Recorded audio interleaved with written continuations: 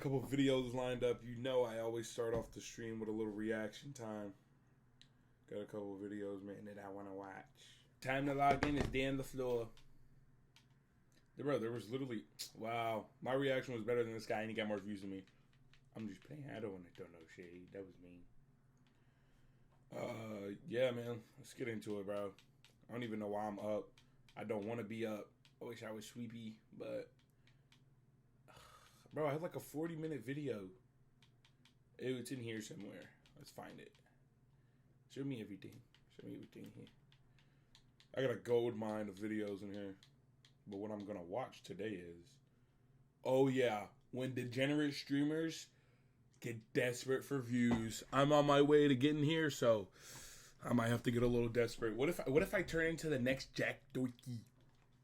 Clout is one hell of a drug, and these online personalities became addicted. What may have started as a genuine desire to... Was that Josh? Wilson, do you know who Josh is? Bro, I saw him on TikTok entertain an audience slowly turned into an endless need for attention. Because once the views start dropping and the money dries up, desperation kicks in. And that's when things get dark. Today we're diving into the craziest stories of streamers who went to unimaginable lengths for internet fame. Starting with Arab Andy, whose brainless antics may have inspired an entire generation of toxic streamers. Jamal Haraz was a part of the IRL streaming wave that grew out of the CX community. A crazy circle of creators formed around controversial Twitch streamer Ice Poseidon. There was a trend of Andy streamers, like Asian Andy and Mexican Andy, who were pushing the limits of what they could get away with in public. But Arab Andy was one of the most extreme. He farmed donations by letting his viewers control his surroundings. Arab Andy had an audio speaker on full blast strapped to his backpack. Viewers would donate money, and the message they sent or the audio they requested would blare out loud so anyone near Jamal could hear it. I'm going to be starting up donations, so I can get self-stick and other stuff like that, to do more equipment and there's more things. Now, this could often be seen as a harmless prank, but since Andy had absolutely zero moderation, many of the donations consisted of racist language, threats to others, and anything to become a public nuisance. It was only a matter of time before one of these live streams got out of control, and on May 31st, 2018, that's exactly what happened. Arab Andy casually walked onto the University of Washington's campus looking to start trouble. He was not enrolled as a student, but he had his backpack on, and his speaker turned up to max volume. First, he entered a random lecture with the intention of interrupting the class. Well, when random people show up to my class and start recording me, I want to know why. Yeah, I bet. I don't know why. They just sent me, dude. UW. Who sent you? UW. Authorities. Who? Do you have any kind of identification? I work for the UW facility for filming. The filming. No, I've never heard of such a thing. You never heard of that? No. We just started hiring last year. Uh-huh. But anyway, dude, I'll come back later when there's less people. Okay. Enjoy your class, dude. Okay. Yeah, I guess. I bet. Then he moved on to another area of campus where a small end-of-year gathering was happening, and this is where things took a darker turn. Oh, no. Nobody around him knew who he was, and without warning, a donation alert blared from his speaker. C4 has been successfully activated. Bomb detonation countdown successfully started. C4 has been successfully activated. Bomb detonation countdown successfully started. I'm sorry.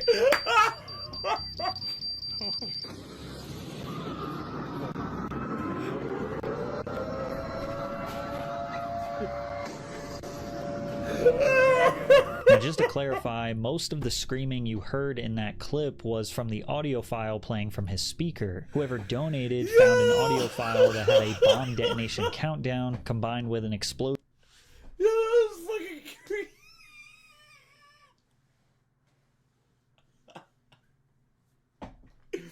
And plus he's Arabic, so they really, they really believed it, bro. Does that make them racist? I don't know. I mean, he started laughing, so as well as those screams. But when played loud enough and with adrenaline kicked in, it's likely that the people around the speaker could have confused it for being real. As the students and staff ran out of the building, the authorities were notified that there may have been an attempted attack on campus. For the next hour, the entire area was locked down while authorities searched the scene. As the chaos spread throughout, Arabandi remained alive. He recorded himself casually walking around campus and captured real-time reactions from terrified students. Kyle Crowder was saying that there was an announcement saying that the bomb was about to detonate in 10 seconds or something like that, and that's why they pulled the thing. Do they not know it was him? Wait, what? Someone made an announcement? Yeah. No way, someone did that? That's fucked up. As Andy heard the deafening sirens from police, fire trucks, and ambulances approaching the school, he realized his desperate attempt for virality may just have gotten him in huge trouble. Dude, hey, he's cooked. Look, what the hell, dude? He's got to be cooked. Holy shit, dude. He waited too long to say it's just a prank. He should have said that a long time ago. It's just a prank. It's just a prank. Yeah. He should have said that so long ago. He quickly scurried off school grounds, thinking he was in the clear. He even tried to claim that this wasn't his fault. Guys, again, I did not do anything. That was a donation.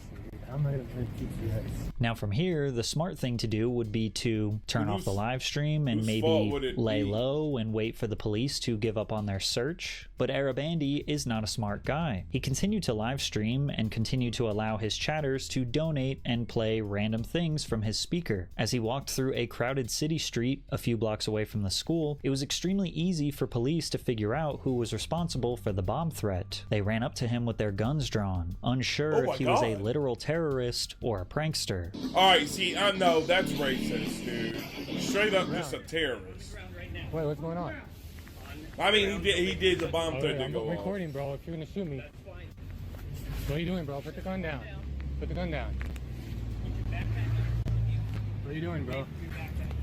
What are you doing, bro? Wait, let me take my phone. Dude, bomb detonation in the middle of the school is so... that is outlandish work right there. That's diabolical.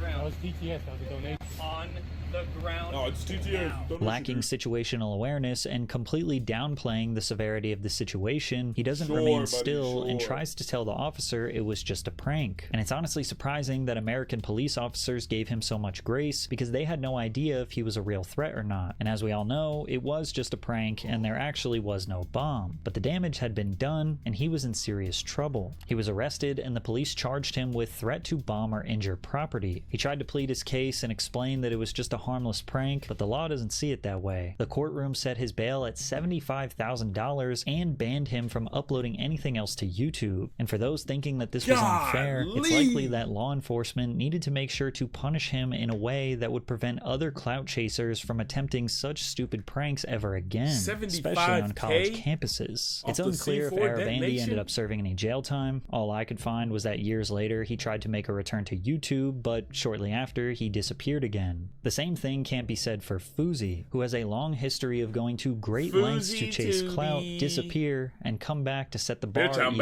higher or lower. At his peak, FouseyTube had turned prank content into a money printing machine, earning tens of millions of views on simple, harmless pranks. You just called my butt fat? I thought you were a girl, man. You thought I was a girl? Hell no! That's gay as fuck. Yo, Fousey a freak for that. Fousey freaky as hell for that. That is crazy business. Fousey low-key got a little cake on him, though. I've actually never seen this. Don't discriminate now. It's still Kim K size. Looks like you want to scratch a piece off, huh? Fousey secured millions of subscribers in the earlier days of YouTube, who laughed along with his creative ideas. However, this created an immense amount of pressure to maintain such high viewership, which is why he shifted from mild pranks to thought-provoking social experiments, such as what if the homeless gave you money, and the kidnapping children experiment, where instead of laughing at a silly goose time, the viewer was challenged with a deep introspective assessment. What would you do in in this situation. Now, creating a think piece to assess a societal problem was not necessarily a bad idea. However, when Fousey did not get the reactions he wanted from strangers, he decided to orchestrate reactions from actors or friends that he hired, which turns an interesting thought experiment into a scripted performance that doesn't accurately represent reality. But the real desperation was apparent when he started faking the dumbest ideas, like fake farting in the gym. Give me a fart! What? Man, that's some bull. Man, you fart when I'm lifting weights. Why are you worried about my farts when you're supposed to hear trying to stop the sag? I mean, but damn. Other rising prank YouTubers like Danny Duncan were on a crusade. What?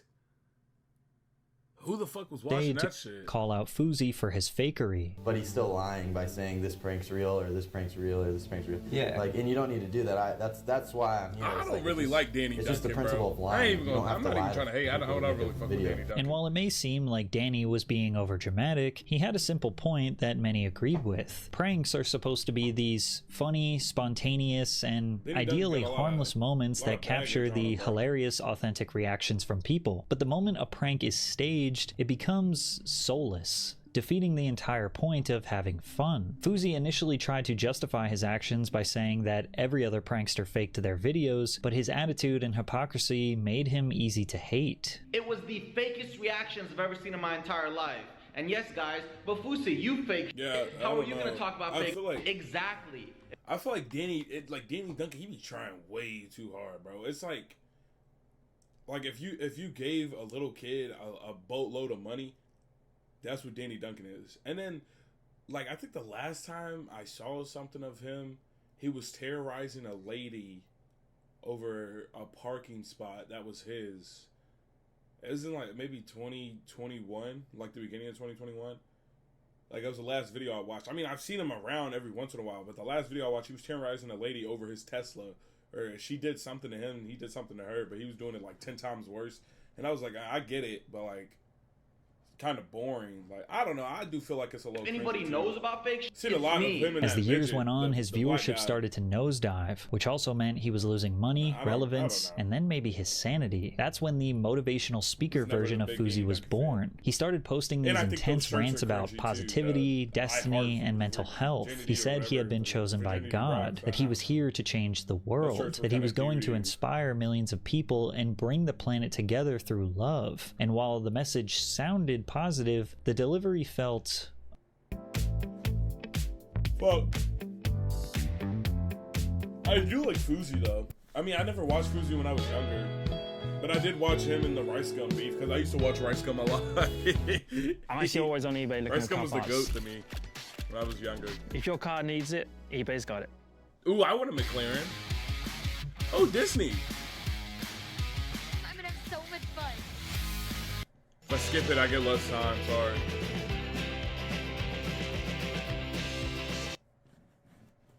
unstable. There is nothing on this earth that can happen to me that I cannot overcome and beat. No matter what anyone says, no matter what anyone does, no matter anything, you are the only person who has the power to stop you. You are the only person who has the power to win this fight. But even with all of these positive messages, people could tell something was off. His behavior felt erratic, and the way he talked started raising concerns about his mental health. Anybody at the bottom in the YouTube comment section who goes, you go through depression, you go through bipolar, how the hell are you going to be a motivational speaker? I can stand up strong and say, watch me. But then he announced something that totally shocked everyone, that he was throwing an event. I am now, for the first time, going back to the city that destroyed me, G7. Los Angeles, California, and taking back ownership of my life and my power and throwing the biggest event that Los Angeles has ever seen on July 15th. I'm so excited.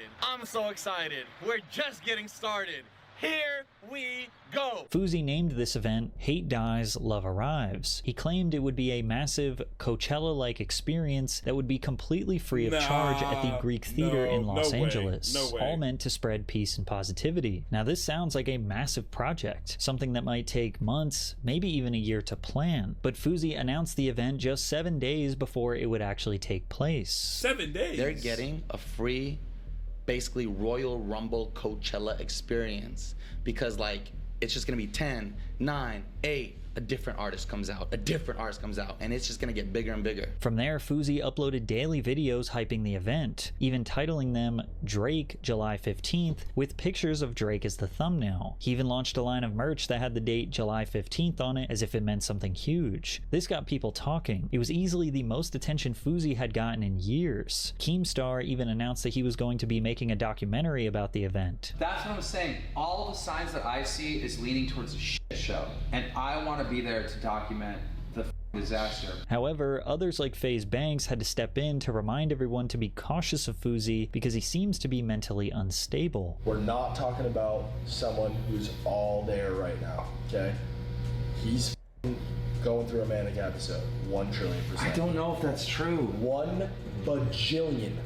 Fousey started prophesizing his own life, going on rants about how this event was a message directly from God, and that he was going to unite the entire entertainment industry in the name of love and peace. His desperation for views was so high that he was tagging celebrities in his Instagram posts such as Ellen DeGeneres and Diddy, asking them to show up to the event. He even begged LeBron James to show up and promised him that 1 million people would be watching the event live. When the event started, Fousey live streamed it from his YouTube channel, and only about 2,000 people tuned in, so he made the title "Need 2 million viewers for Drake," as if he was going to magically appear somehow. Fousey tripling down on the idea that Drake would be there is maybe the only reason why a couple hundred people even showed up. And to no surprise, they never got Drake. Instead, the crowd got embarrassing performances from no-name rappers. Like a big Ollie, someone wanna me and they think, and you know I'm with the shit.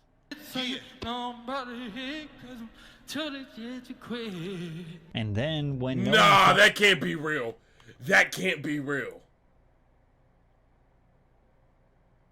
There's an tell that bitch I'm about to quit.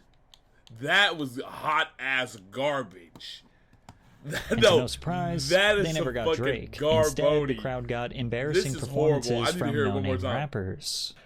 Like a big Ollie, on my dick, wanna me and they think, and you know I'm with the shit, so you know I'm about to hit, till they get you quit. And then, when no one thought the event could get any worse, the venue was evacuated by police because of a bomb threat. To this day, no one knows where the threat came from, and the show was over before it even began. But Fousey wasn't done embarrassing himself just yet. Instead of leaving, he climbed on top of a car in the parking lot and started arguing with Keemstar in front of a crowd of confused fans. I invested all my money into this event and I did it for free. My accountant said, "Yusuf, where are you gonna make your money?" I said, "That's not a problem to me." I didn't care. But before I even got to do that Drake event, to that, yeah, no, actually, got to tell my horrible. Story, you're making a documentary on it so you can post it after the fact. So if it flops, you can have the hot news on how Fousey f***ed up and he should. In the middle of the argument, Fousey started rapping. You're still talking about the little things. You're heating up your breakfast when I'm heating up my dinner. Hey, you burning in the summer while I'm bundled up in the winter. Before immediately switching back to expressing serious mental health concerns. That was heat. Play that back one more time. Let me hear that one more time. The argument, Fousey stared rapping. Yo, Malik, listen to this. Listen to this. Listen to this. This is heat. You're heating up your breakfast when I'm heating up my dinner. One more time. One more word. Burning in the summer while I'm bundled up in the winter. Before immediately switching back to expressing serious mental health concerns. I rewatched videos going viral after the attention you're giving me now of you saying Fousey is the biggest piece of shit, egotistical asshole on this earth. The Uzi hate. The Fousey hate is unwanted. We love Fousey. For the next 10 minutes, as helicopters swirled above, Fousey tried to explain why this event was supposed to change his life, why it was a calling from God, and that he actually wasn't lying about Drake. I call OVO Johnny and I'm telling him what's happening. And I'm like, am I a leech for this? Am I doing something wrong? He doesn't tell me to stop, and he doesn't say, I'll text Drake for you, or my brother OVO Ryan. He goes, just put your faith in God. So I keep going. I called Lexi Pantera, a beautiful artist and dancer. She was also in Tyler Perry's Boomadea Halloween 1 and 2. Shout out Tyler Perry for being my mentor always. I call her just to get her energy. I'm creating energy, right? around me, through What if everybody. that's the reason why Fousey be having these episodes? Is because his mentor is Tyler Perry, the nigga that dresses up like a woman for a movie and calls it black excellence.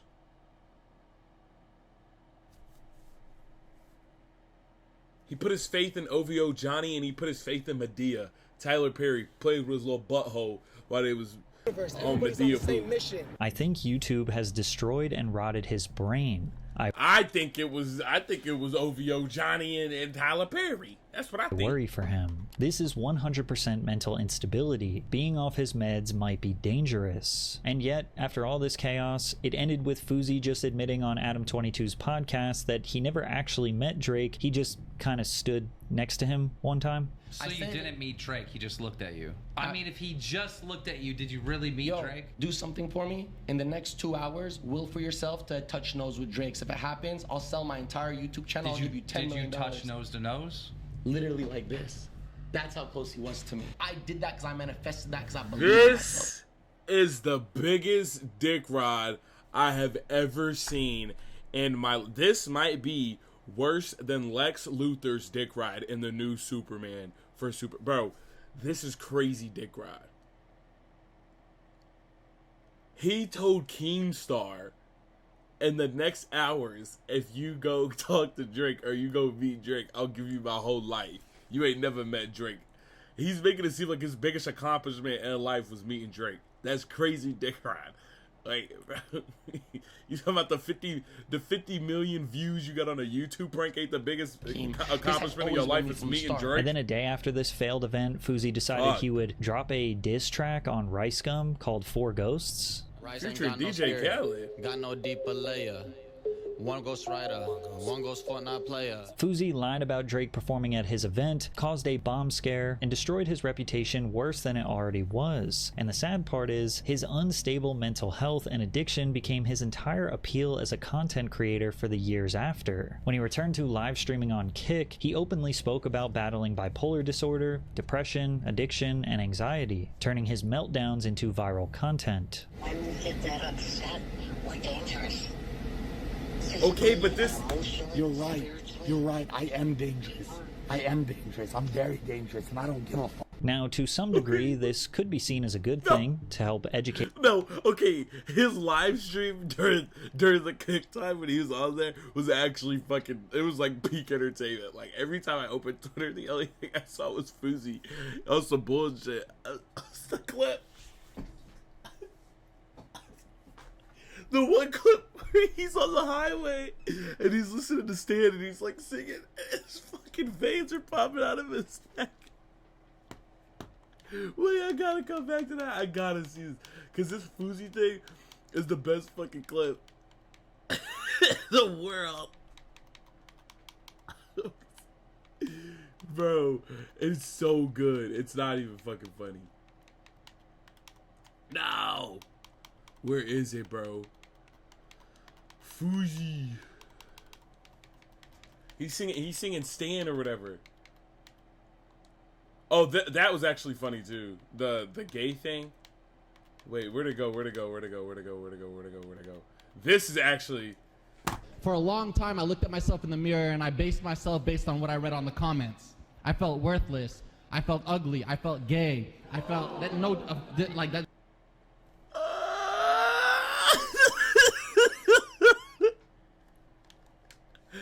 That should be so funny, but that is the funniest thing. For the longest while, I felt worthless. I felt gay.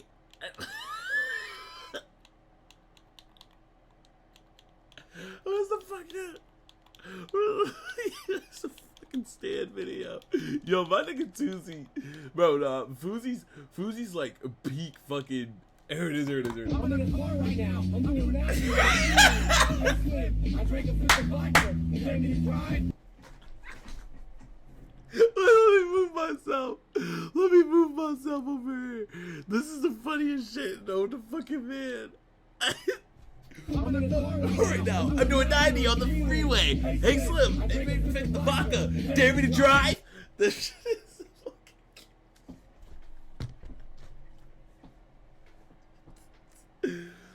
It's so geek bar. Like, that shit is actually crazy, bro. Like, yeah, whenever I get done watching the rest of this video I'm reacting to, we can play something. But that Fousey clip is the best clip known to man, bro.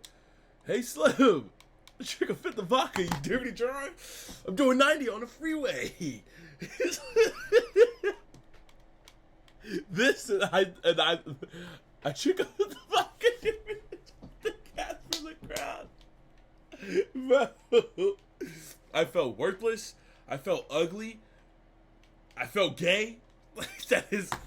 Please take a chair. Thank you. Yo, Fousey actually is like top tier, bro. The veins pop, bro. That's the best part because he's like really tweaking this summer on that on Kayak. shit. Like that's literally the best part. Is your cleanser actually stripping your Malik. skin? Try Olay Cleansing Melts, a gentle way to deep clean without the damaging sulfates found in some cleansers. Skin that feels soft, not stripped, in one wash, and improved tone and texture in 7 days. Drink a fit the vodka. Here we All drive. American seniors can apply to felt receive the worthless. 2025 food card worth $900. Felt gay. Educate others on the importance of mental health and the realities of those who suffer, but then he would sometimes stage public disappearances, stunts, or hospitalizations to drive views and sympathy, leading to a never-ending teeter-totter of people unsure of whether or not to feel bad for him or to despise him. Yo, I die Fousey is from my so kidney funny. exploding, and you guys say we're coming, and I'm dead on your behalf in Australia. I hope I die so that I can blame Australia forever, and my parents can sue them for every $dollar they're worth. However, everyone can Well, agree that social media is a net negative for Fousey, as attention is his drug, and he is willing to destroy himself to get it. How they should have grinded to lose the weight in the first place. So now before they make the every day, he just likes to eat. Stop justifying being fat and not having a. Stop justifying being fat. Stop justifying not working. And yet, Fousey's past decade of clout chasing doesn't even remotely compare to Johnny Somali, whose desperation for views. Alright, bro. That was like the Fousey shit was wild. Another Fousey clip that I love to death is when he's in the studio with DDG and they're making the diss track on Neon, and DDG's trying so hard not to laugh, bro. That shit's fucking hilarious. News got him literally banned in 2 different countries, and now he is facing prison time. Johnny Somali initially started creating content by vlogging his adventures in Japan. Many American live streamers visit Japan because it is safe, clean, and visually interesting. Its vibrant cities, unique fashion, and amazing food allow for an affordable, yet high-quality experience that makes casual streams feel exciting. But somewhere along the line, Johnny's intentions shifted. Broadcasting his fun adventures turned into what he called trolling. But his version of trolling wasn't just jokes or harmless pranks. He went into public spaces, usually with a speaker strapped to his backpack, and tried to annoy as many strangers as he could. He'd say offensive things or blast disrespectful audio clips, all while live streaming to his small audience. Johnny got a taste of the attention he so desperately wanted when a clip of him harassing someone on a train in Japan went viral. You know Hiroshima? You know Hiroshima? Nagasaki? You know why you do this? Pearl Harbor? Hiroshima, Nagasaki. Johnny berates this man for 4 minutes straight, repeatedly saying Hiroshima and Nagasaki, which are literally just the names of 2 Japanese cities. Now we know he was trying to make some sort of edgy joke in reference to the devastating bomb attacks that the American government dropped on those cities during World War II, but the innocent man on the train probably had no idea. He was just confused and probably annoyed. Hiroshima, Nagasaki, you know Hiroshima, Nagasaki. We're gonna do again. What? Hiroshima, Nagasaki. Hiroshima, Nagasaki. We do again. You understand? You don't know. Now, Japan is known for its deeply rooted culture of respect, order, and social harmony, and Johnny saw that as an opportunity to exploit. He knew that the average Japanese citizen wouldn't fight back, wouldn't yell, and would most likely try to avoid confrontation at all costs. That's what made this the perfect setting for his so-called content. But Johnny was mistaken, because Japanese citizens were extremely pissed off with his behavior and actively tried to find him and confront him. You could feel how scared and caught off guard he was after being smacked in the face. It's good to know people in Japan. Oh yeah, Let's be I've seen this. respectful. I've seen I hope this. nobody in the chat was saying weird. Deserved. If I go back and whoa. Deserved. Deserved. That nigga deserved to be smacked. It's chill though. He's trolling. What? Wilson, that's the biggest hot take I've ever seen in my life. Fucker's not trolling. He said the same shit 30 times. Getting his ass whooped in the middle of the street in Japan. Relax, nothing, no problem. Oh my 1 God, week later, whooping he his was ass. attacked again. Right now, hop in Discord. Oh shit! Oh! It was sarcasm. Wilson with the rage bait. Oh my God, he's getting his ass whooped once again. As satisfying as it was to Once watch Johnny again. get roughed up, it did Yes. not slow him down. Even though his safety was at risk, he was getting more viewers, which was his ultimate goal. The only time you actually saw him genuinely upset was when he got a temporary 72-hour ban from the live streaming platform Kick. I don't know what I could have done to get a 72-hour, dog. You don't, bro. They said permaban or only till ice free. I guess they banned me till ice free. The hate for Johnny just kept spreading throughout the country, guy's an and idiot, whenever he was bro. I confronted, hate like this by guy. this man living in Japan, he would fold and lie like a coward. Ah, that guy's kind of jacked. No. You sure? It's me. Yeah, what's up? I got a problem with you, bro. Yeah? My wife is Japanese. Okay. You go there insulting people like that. You know how many people from Hiroshima joking about that? I know. So why are you joking about it? Not cool, bro. I was drunk. I know family suffered. People suffered because of that. You're on the train harassing people like that? I was Fuck. drunk. Don't do it again, bro. Look at that guy's chest, though. He's I've ripped. seen how people in Tokyo whoop your ass. You're lucky I don't do the same, bro. Is that a threat? It is, yeah. Because you go out harassing people like that, innocent people who didn't do anything. Japanese people are Bro, the most polite. I was Japanese drunk people when are it the happened. I most apologize. polite people I ever met in my What life. type of excuse You is wanna that? them like that for what, bro? For a little bit of clout? It's pathetic. Come on, man. But sadly, his antics persisted. You know you watermelon nigga, what? Show these niggas psycho, nigga. Keep moving, nigga. The more he made it clear that he did not respect Japanese culture or Japanese people, the more they retaliated. And it seemed like every other day he would provoke others until they felt like they had to physically defend themselves from him. There was one incident that is far too graphic for YouTube, but Johnny and his friend got knocked out cold for I seen provoking that. the I wrong seen guy, it. This was the leaving one his I really face saw. busted open and bloodied. Got And you would knocked think that the after Johnny fuck Somali got the out. Mario coins smashed out of him, he would change his behavior, but he didn't. And soon, the I seen police that where would he got have to fucking do mushed. something about it. During his time in Osaka, Somali entered a hotel construction site without permission. He started Bro, come laughing and on. taunting the workers.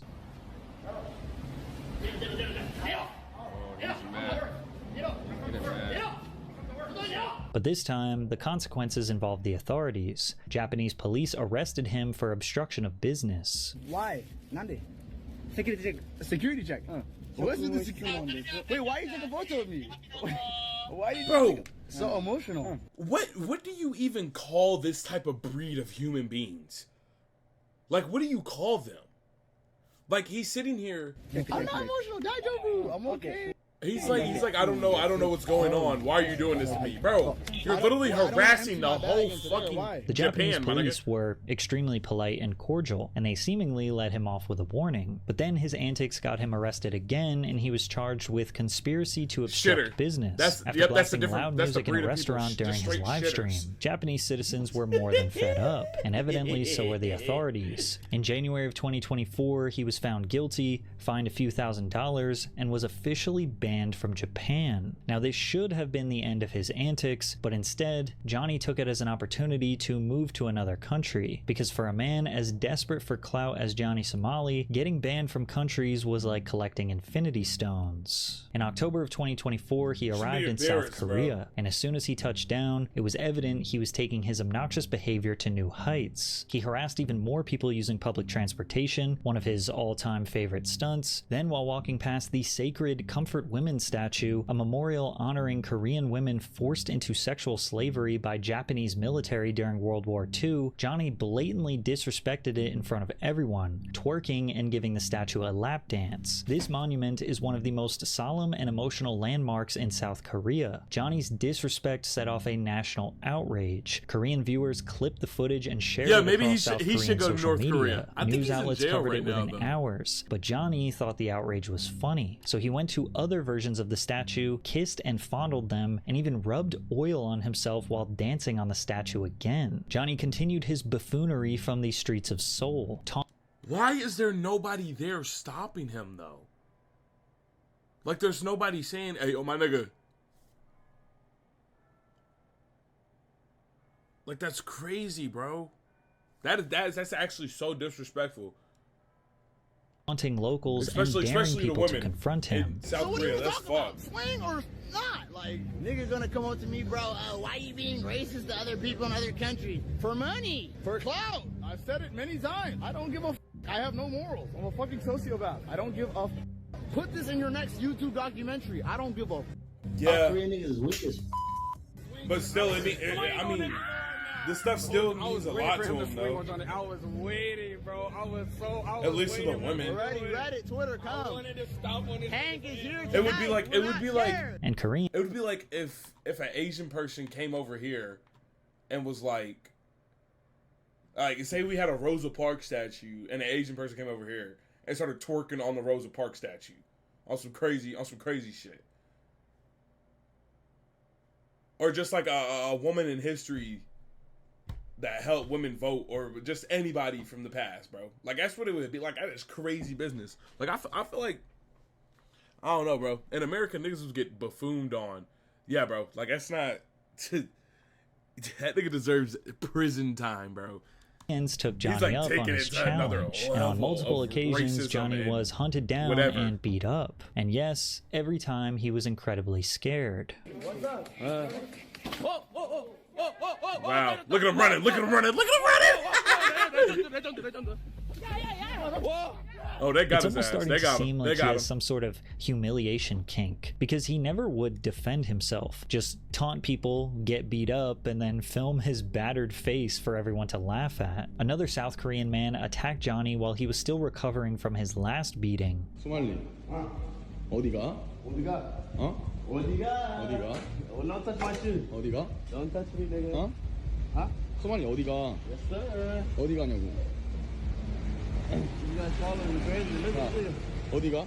어디가? What you mean? 어디가? Like, if this was my son, like if I had a kid and he did this, oh my god! The attacker got arrested, was proud of it, and locals even raised money to pay for his legal bills. But unfortunately, no amount of punches could stop Johnny until the authorities stepped in once again. That nigga in got another laid desperate the attempt to fuck clout out. chase, Somali wreaked havoc in a 7-Eleven for, once again, no reason. Well, it is right to say you should never have kids. Your father was right. Your father was right.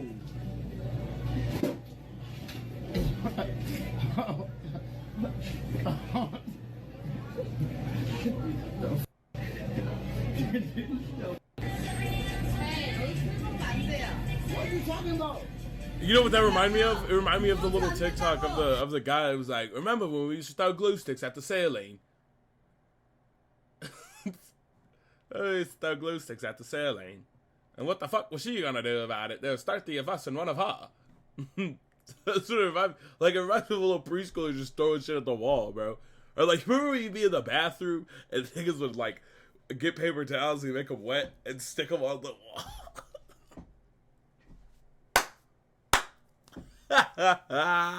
That's basically what this nigga was doing. This shit whack as hell. If this was my kid, he would be a fucking disappointment and he would not be claimed, antics, bro. but faced criminal charges and was placed under a travel ban, preventing him from leaving the country while prosecutors built their case. Finally, Johnny Somali was banned from YouTube, Kick, and Twitch, and only then did he try to apologize for his behavior, but he didn't really seem like he wanted to. Right now, you're a big issue. And I mean, he did say he had no fucking morals, so it's like, nigga's just a bad person just in general. For you to just apologize for what you have done. Okay. All right? No, trust me, it's the only way, man. Okay, I'll say right now, I want to apologize to the Korean people. I was not aware of the significance of the statue. I was trying to get, you know what I mean? It was just he's lying. From my audience. We're from he America. knew exactly what that statue meant because he doubled back on other statues. Much about the statue, where we're from. So when I saw this statue, I came upon it on my stream. At first, I really didn't even know what it was.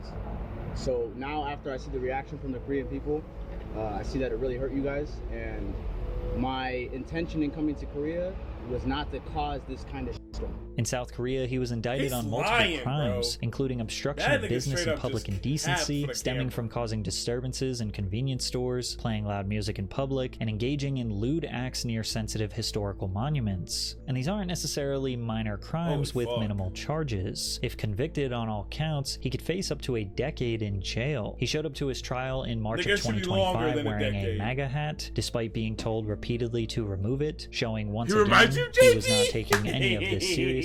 But he did plead guilty to 3 charges, 1 obstruction of business and 2 minor crimes act violations. But Johnny is a clout-addicted idiot, and before he could be sentenced, he decided to once again break the law for attention. He created AI-generated deepfake videos that depicted him kissing a popular Korean streamer named Bongbong. Under South Korean law, the creation, distribution, or possession of non-consensual AI-generated explicit content is classified as a crime. This guy's Legal a fucking idiot. This guy's this offense carries a mandatory prison sentence slow, of up to 7 years. Unlike the previous charges, which allowed for financial penalties, this particular crime eliminates the possibility of a mere fine, which means Johnny Somali will be going to jail. During his second trial in May of 2025, he pled guilty to 2 more charges, and his third trial, which is scheduled for August of 2025, will likely address the violence crimes charges. I can only imagine that the people of South Korea want their government to make an example out of Johnny Somali, because if he gets off with a mere slap on the wrist, then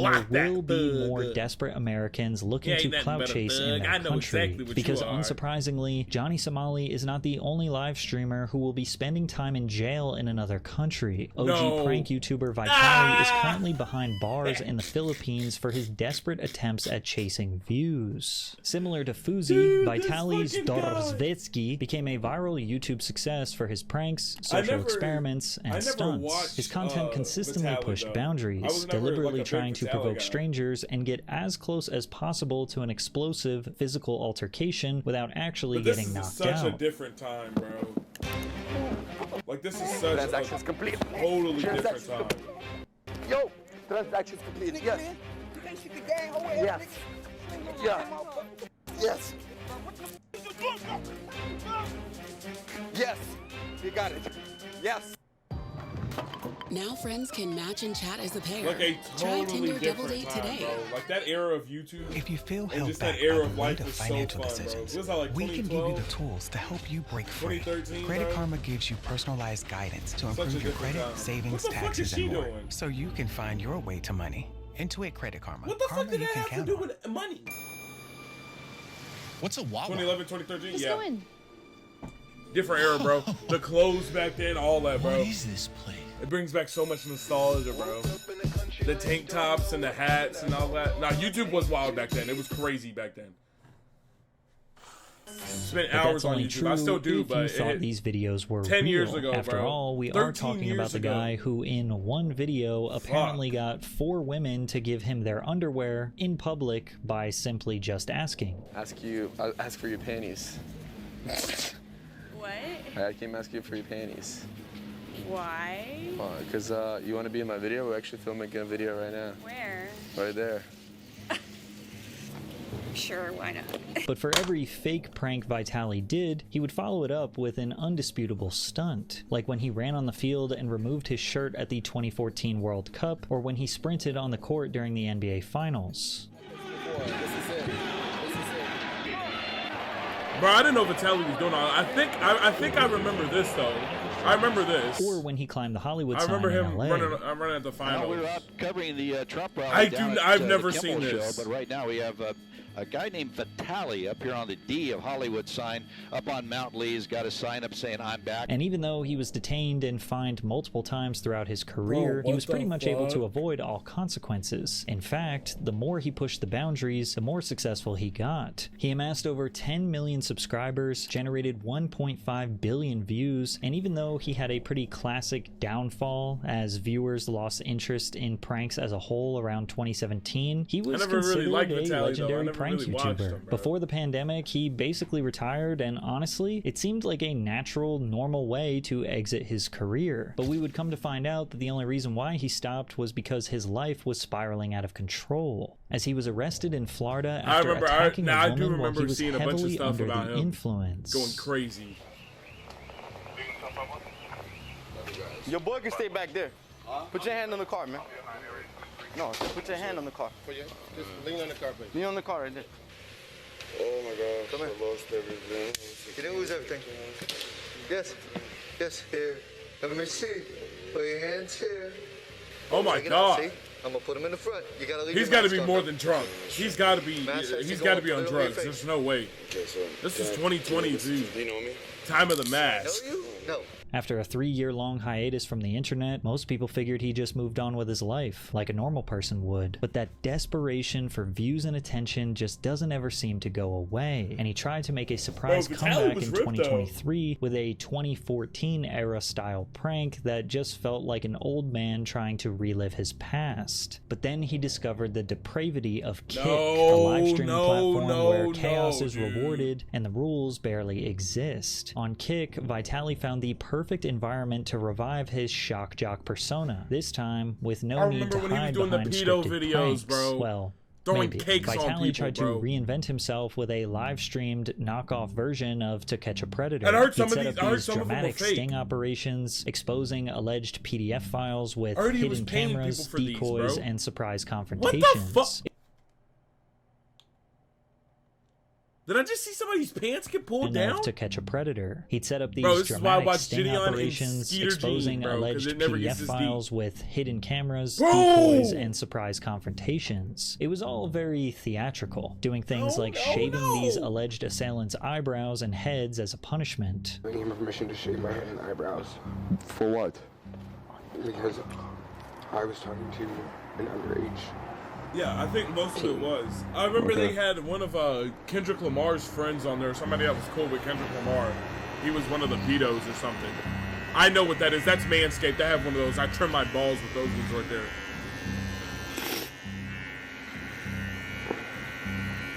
Him embarrassing these men made for extremely viral moments since, well, nobody felt bad for them, and why would you? These are people who are admitting to endangering minors. The crazy part is he started doing collaborations with the likes of Ryan Garcia, Sneeko, and rappers Ty Dolla Sign, Lil Pump, and The Game. Lil Pump. What's going on here? Is this where the Game slaps a pie in his face? How old are you? Yeah, bro. How old are you? How old are you? Like, bro, I don't understand where they think they can just flat out, whether it's a pedo or not, you cannot put your hands on them. Like, that's against the law, bro. So, like, seeing that automatically should make you think it's fake if it's coming from Vitali, the nigga who made fake pranks, bro. How old are you? You just can't believe this, bro. How old are you? I'm 22. You're 22? Yeah. How old is he? No. No, I am. Fuck you with my business, bro. And why are they in the bathroom? The Game ruined the clip. What's going on? on? Tell he threw the cake too early. Nah, he definitely did. He definitely did throw the cake too early. But I wouldn't be surprised if the Game thought it was real the whole time. No, don't be sorry. What you just want to do what, man?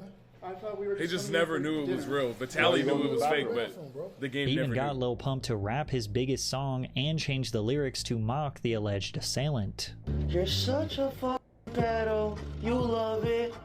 Now, this content was difficult to publicly criticize, but a silent majority of people felt like something was off here. Either these were that was actually funny. That was actually paying funny. actors to pose as predators, which you'd have to find some pretty desperate people for cash willing to attach that horrible label to their face, or worse, he was profiting off heinous crimes using real allegations of child exploitation as viral bait to promote his steak sponsorship. Even police officers that were involved were critical of his methods. That's why I kind of get scared of like certain pedo catchers, because what if they're just exploiting like that type of thing? Like you're exploiting kids messing with older people. Yeah. Like, I don't know. Maybe the third time. I could be tripping. Come to an incident with you guys. The third time. So I kind of know what you guys are doing, and I'm not against it too much. You know what I mean? I get the concept behind it, but there's got to be a better way to do it, and a safer way and a legal way. Like, there's only 3 people I like that do pedo catching stuff. Trying to do the right thing. Then again, that is if you think that's actually a real cop. When catching predators becomes content for the sake of content, to some, you aren't really doing a good deed, and you didn't actually stop that person from reoffending. And if these spectacles are all set up and fake, then you are literally profiting from one of the worst, most heinous crimes in human history. This guy Myron is so annoying. Like, why does he have a textbook with him? He has a notepad. What is he getting in the mind of the pedo?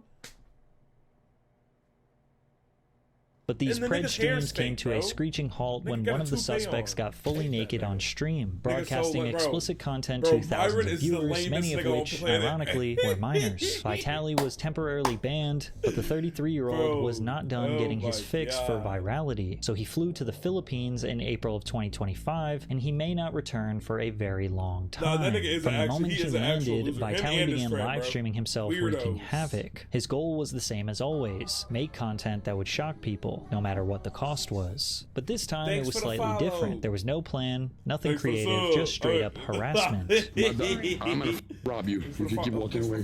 I want to give you money. No? Okay. Okay, because you got a COVID mask, you liberal. Go get your vaccine. Vitali went on a tirade messing with security and law enforcement that day. In another incident, he confronted a guard and then reached towards his waist right where his firearm was holstered. The guard doesn't know who this man is or what his intentions are. All he knows is that a stranger is reaching for his weapon. Vitali knows he could never get away with that in America because he would have been turned into a memory on the mantle. Minutes later, he walked over to another guard and asked him if he could sit on his motorbike. Keep in mind, this is a piece of equipment used for actual law enforcement, not a line scooter. The police officer was obviously confused and didn't say much, so Vitali decided to not only get on the bike, but started moving it down the road like he was trying to steal it. The next day, he went even further after seeing all the views his recent antics were raking in. He decided to enter a McDonald's, not to order food, but to annoy as many people as possible and make an ass of himself along the way. While standing in line, he looked at his cameraman and said, "Follow me." He pushed past the service area, walked straight into the kitchen and began asking for the toilet and bothering people just trying to do their job. In the United States, you might see someone acting like this. Have you ever seen the videos where people will run in and they'll put ice in the fryer? And the fryer will start like exploding or whatever? Yo, get that away shit's with crazy zero when they do punishment, that. but other countries are not willing to put up with these antics. Vitali was labeled by the Bureau of Immigration as an undesirable alien, and by the Department of Interior and Local Government as a flight risk, which ultimately led to him being detained by authorities. The US refused to help him. Russia, where he was born, also refused to help him, and now he is completely stranded and at the mercy of the strict Philippines law. As of June 2025, he has been denied bail and moved from an immigration detention center to a maximum security prison. He is currently facing 3 counts of harassment, theft, trespassing, and filming individuals without consent. And if convicted, people speculate that Vitali could end up behind bars anywhere from 18 months to 24 years. But whenever the subject of clout-addicted live streamers comes up, one man comes to mind: Jack Doherty. He has set an extremely high standard of how low someone will go for a crumb of attention. Jack Doherty is what happens when you let social media algorithms replace parenting. For his entire teenage life, he has been documenting himself trying to do literally anything that will get him views and attention on the internet. That one clip he had with Logan Paul, where they were like, "Oh my god, this kid's so fucking smart," and they were like dick sucking him, and everybody's like, "Yeah, this kid's so smart, bro. He's making big money moves." Now everybody just fucking despises this nigga, and they hate him. They hate this nigga, bro. His viral I barely moments see came him from copying prank trends anymore, like bro. prank calling a killer clown goes wrong. I think the last time I saw a clip of Jack Doherty, this little white girl was getting picked up by his security. I'm talking about she was like real little, and he was like picking her up, and he was humping her like, bro. Doing your dares in Walmart Disgusting. and taking Nigga, candy you're showing from that to kids little on kids? Halloween. Come on, bro. Cops called. Considering he was a high school-aged kid, it's not like anyone would expect him to be the most morally righteous individual. Then again, he did know what he was doing was wrong. Everything in this commercial is going really fast. Yeah, Jack Doherty's a fucking driving too lame, fast bro. isn't neat at all. That's why a nigga got scammed by Kai Cenat out of like what 500 subs or Not something so like that. fast, Kentucky. Please obey the speed. WS. Yeah, no, Jack Doherty is literally just a shitter, bro. He's a shitter human being, bro. Just a straight shitter. Attention American seniors. Girl, get You the have fuck been out of my approved face. to I ain't apply even for the Is this AI? 2025 food card. This card is worth $900 This is or AI. more, depending on your area.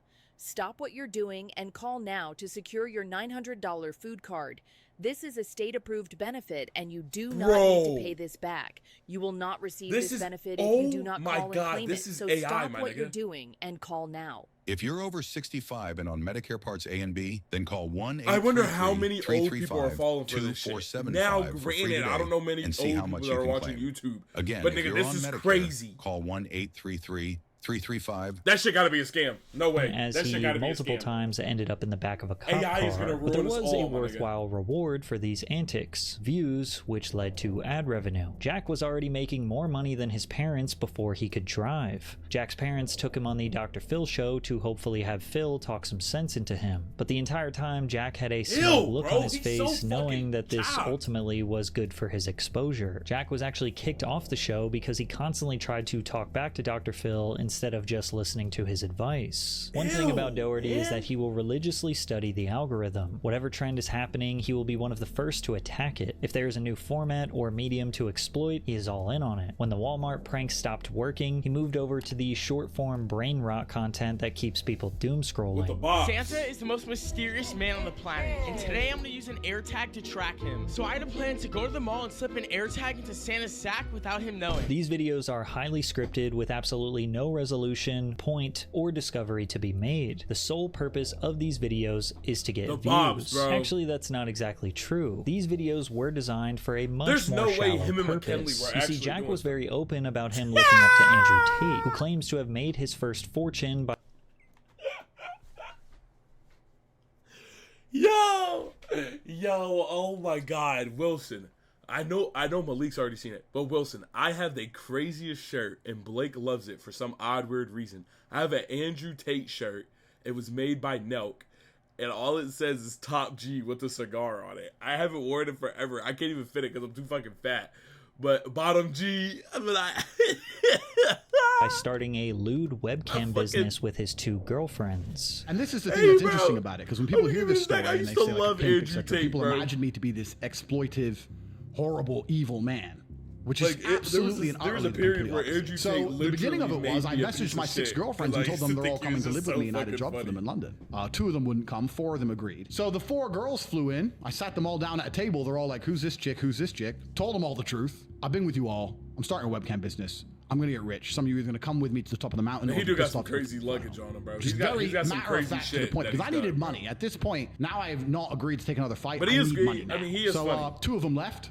2 of them agreed to stay. And the beginning of my cam empire was this tiny little apartment, me and my 2 girlfriends. After seeing this, Jack was inspired. He began recruiting barely legal women to appear in his content. Like, bro, the girl on the right, all the way on the right, that's McKinley, bro. No way this ugly little nigga was yamming on that. That's not even possible. She's a skis bop, by the way. But still, bro. That's not all even of possible. which he says were consenting OF content producers. Jack would manage their pages and take a percentage of their earnings in exchange for marketing them in his videos. Bro, from there, he spent most of his time... Rice Gum was doing that first, bro. Freaky shit. Dollar sign. Yeah, bro. Nah, he was like, bro, making short-form content with no purpose other than trying to convert those viewers into was already paying signing the OF host to a contract subscribers. for the How much money's in your bank account? Like 12K. 12K? All right, well, that's your budget. I'll buy you whatever you want from the mall. And evidently, this works really well, as he has generated millions of dollars. Because niggas be now, these gooning, videos bro. are That's edited why. and produced in a style that is largely understood to attract a childlike audience, which prompts some reasonable ethical speculation. Is it wrong to make content that appears to be for kids with the intention of converting those viewers into paying for prawn? This is a version of pimping. You're pimping these girls out. You don't think that's attacking your heart in any way? No, because at the end of the day, they all, you know, they already like want to do what they're doing, and it's just like I just actually make the money doing it, because there are so many girls that actually do OnlyFans and make, you know, $0 and stuff, and they're doing it all for what, you know? It's like every girl I work with makes like hundreds of thousands of dollars a month and millions of dollars a year, you know? Jack constantly uses... Bro, Pete, bro. I to a certain extent, I guess it's not the worst thing to be pimping the hells out like that. But like, bro, one of them was your girl. But I mean, like, I guess wouldn't it be the same as having like a corn industry? Like, you sign girls and you have them do videos, you direct it, you do this, you do that. Now, I don't know exactly to the extent of what he was doing, but I bet he was probably having other guys text back the other guys that were texting the girls, so the girls wouldn't have to do it. He's just making them money. But he's definitely made a couple people's careers, but he's honestly just a piece of shit. And the way he goes about it, I think if you're gonna pimp, nigga, pimp on the low, bro. Don't pimp to a kid audience, bro. Like, it's weird. Because he's definitely not the only nigga on OnlyFans that has these OnlyFans girls on contracts, bro. He's that... No way. No way, bro. That's and probably money the to biggest justify his OnlyFans actions. Morality does not guide his decisions. When live streaming became a trendy way to generate attention, Jack jumped on it immediately. He realized that the raw, unpredictable nature of live content created even more opportunities to go viral. Plus, it created a stronger illusion that what was being broadcasted was real. He started collaborating with other clout demons like the Island Boys. It felt like he was building the world's first influencer circus, where they all thought they were the ringleader. Didn't one of them kick McKinley in the head and Jack Gorky did nothing about it, bro? Guys, me and the Island Boy are gonna box. Look. Oh my God. What are you doing? Yo, what? Nah, the Island Boy geeking, bro. You gotta hold on to your little... What? Always behind the security, bro. What? Bro.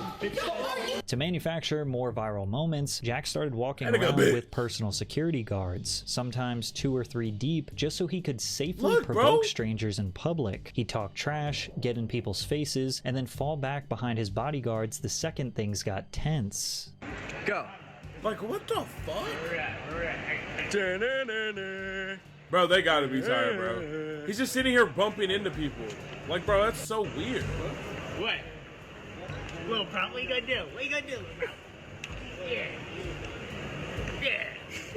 This is the type of cowardice that almost makes you want to kinda respect Johnny Somali, who at least took his beatings like a man. And even if you wanted to make fun of Jack, call him scared or a coward, he would just turn your criticism into profit by setting up fake skits of him being pressed. Yo, is that Jack Nigga got money, though. And his parents? Yo, how does it feel that your son's the most hated kid on the internet? Yo, he's like... I'm the most hated kid on the internet. Why are you at my door? Yo, he's broke, he's banned, he kissed the Island Boys. This video went viral where he is seen holding his security's hand like it's his daddy. But this was staged and filmed by Jack's internal team, knowing that it would go viral from people making fun of him. And Jack says he does this because people are dumb. I feel like that's what I've been doing recently. Like, I've been a lot more chill, you know? A lot of people think I just go out and start problems with people, which is like, show me a clip in the past year where I've like actually done that. Like, I really, or even 2 years. It's like everyone judges me off these fake clips of me. Oh, like, we can play something like after this. I do gotta take a break though, they're not even real shit. videos. Like, people are just so dumb and they just judge me off of like little clips that, you know, I just make to troll and stuff because I know they're gonna go get posted. 90% of the time, you only see Jack on your feed by accident, and he is most likely being slapped, punched, Prime did almost smack the shit jumped, out of or him. looking like an She absolute gets kicked in her head here. And I that's swear by she design. does. You'd be happy to know that Jack clip. isn't exactly popular. Sure, he does have 15 million subscribers, but his numbers are way overinflated. His YouTube videos can't even crack 100,000 views, and he doesn't actually have fans. He never built a real connection with an audience because he was never likable enough to earn one. But he does have viewers. Most of his streams sit around 2K, and that's if you think those are real. In one stream, he had 17,000 viewers, but only 3 people were actively typing in the chat. Therefore, the only way Jack maintains relevance is by creating an ecosystem that relies on him entirely embarrassing himself so that Twitter, TikTok, and YouTube drama pages will post the clip and hope that it goes viral. And to some degree, you do have to put a little blame on people who are willing to amplify his content in any way. You could even argue, I'm doing that right now, but sometimes the only way to shut down a clown is to stop laughing and start booing. However, I think beyond the antics and stunts, what really makes Jack someone worth criticising. What was that car he wrecked? Is that a Ferrari? He saved a Ferrari? God, what the fuck is that in the top left corner? Wait, my head's in the way. Y'all see that shit? The fuck is that? That little Cybertruck bike. What the fuck is that thing? That shit's ugly. Oh. That shit's ass. Retire. Whoever the fuck made that shit needs to retire immediately. That shit's boo-boo. We back on, okay. But that's just Sizing is how he treats the very few people who care about him. Like when he nearly killed one of his only friends and didn't care. Jack was in Miami, live streaming himself behind the wheel of a $200,000 custom McLaren. Outside, it was pouring rain. Visibility was almost non-existent because it was raining that hard. Common sense would tell you that the road was probably slick. Sitting in the passenger seat was his friend and cameraman Michael. Normal people would focus on the road, realizing how dangerous the situation was. But Jack was more worried about his stream and reading his chat on his phone. He even made a joke about crashing the car. Somewhere in the car, literally, guys, you can't see. I'm most likely going to crash this car. No, I'm kidding. Hopefully not. Then, in a split second, it happened. The tires lost grip, the back end of the McLaren kicked out across the wet pavement. Jack tried to correct it, but it was too late. The car skidded sideways and slammed into a metal barrier. Because of the impact, the camera cut off for a split second, but shortly after, the stream came back on. Blood was running down Michael's face from the crash. And he's just instead of immediately helping his friend, Jack's first instinct was to grab the camera, keep recording, and worry about his car. You know how mad I would be?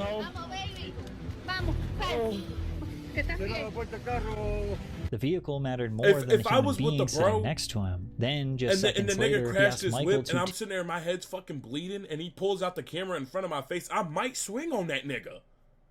Like, that's a fucking... One of those ones right there, bro. I'm sitting there fucking bleeding, nigga. You almost killed me, nigga. And you want to record me? Michael, here. Michael, do you have a film on that phone, too? And then tells him to take the fuck, could not have been clearer. Michael had been taken to the hospital where he received stitches for the injuries to his face. And the friend was just like, okay with it. Like, and posted to social media. Guys, we're in the hospital after the crash. How you feeling, Michael? Amazing. He's getting stitches right now. After the crash, Kick issued a permanent ban to his channel, citing violations of their safety policies and community guidelines. But instead of reflecting on the crash, or the backlash, or maybe focusing on repairing his relationship with his friend, Jack pivoted straight back into content mode. Just days after the ban, he went live on TikTok, not to apologize, but to ask his viewers to donate, promising to follow them back if they gave him enough money. Jack claims that he is this big brain strategist taking advantage of dumb people on the internet. But outside of his highly scripted content in interviews and podcasts, he looks extremely sad, because evidently he isn't just making a spectacle online. He has shown that he has little sympathy or regard for even the few people around him that consider him a friend. His girlfriend left him, and all of his relationships are based on the monetary value that he can bring to others. I guess, you know, living in a nice house and having nice cars, you know, it makes me feel I wouldn't say satisfied because there's so much more I want. Like, obviously, I wish I owned this house. But I like moving around and stuff because people find out where I live, and then I just move. And I also just like changing up the scenery for content. But I don't know. Jack Doherty said he got motion, not wotion.